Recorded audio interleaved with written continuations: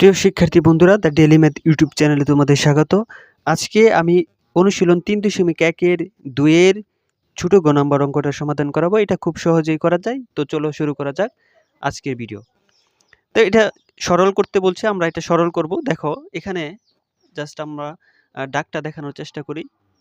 দাগটা হচ্ছে 6.35 ইন্টু 6.35। এই দুইটা +2 ইন্টু 6.35 গুণন 3.65 প্লাস 3.65 গুণন 3.65।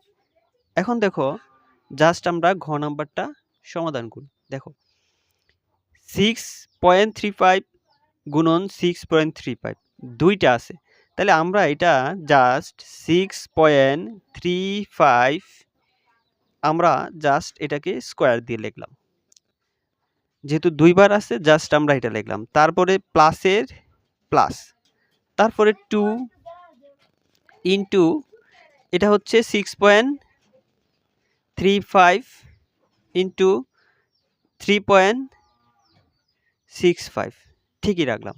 তারপরে দেখো প্লাস, তারপর হচ্ছে প্লাস। এখন দেখো এইটা জাস্ট দুইবার আছে, 3.65 গুণন 3.65, তাহলে জাস্ট আমরা এই 3.65 এটারে আমরা জাস্ট এভাবে লিখে বর্গ দিলাম। এখন দেখো এটার যদি আমরা চিন্তা করি a স্কয়ার, হ্যাঁ এটার যদি a ধরি তাহলে a স্কয়ার প্লাস 2, এটা তো a, এটা a, তারপরে এটা হচ্ছে b, তাহলে a square plus 2ab plus b square. তাহলে সূত্রটা কি? a square a plus b whole square. আমরা জানি কি a প্লাস b হোল স্কয়ারের সূত্র হচ্ছে a square plus 2ab plus b square.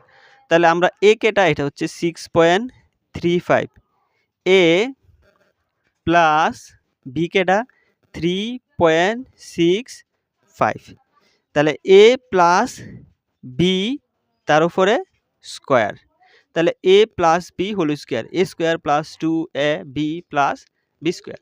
আশা করি বুঝতে পারছো। তো এখন দেখো জাস্ট এটা আমরা যোগ আছে, তো এটা যদি আমরা যোগ করি তাহলে আমাদের হচ্ছে 6 আর 3 9, আর এখানে 65 না 35 আর 65, তাহলে আমাদের সম্পূর্ণ হচ্ছে 10 আসবে। এটা আমাদের যোগফল কত? 10, তার উপরে আছে কত? স্কয়ার। স্কয়ার। এখন দেখো 10 যদি আমরা দুইবার গুণ করি তাহলে আমাদের আসছে কত? 100। তাহলে এটা কিন্তু খুব সহজেই সমাধান করতে পারলাম।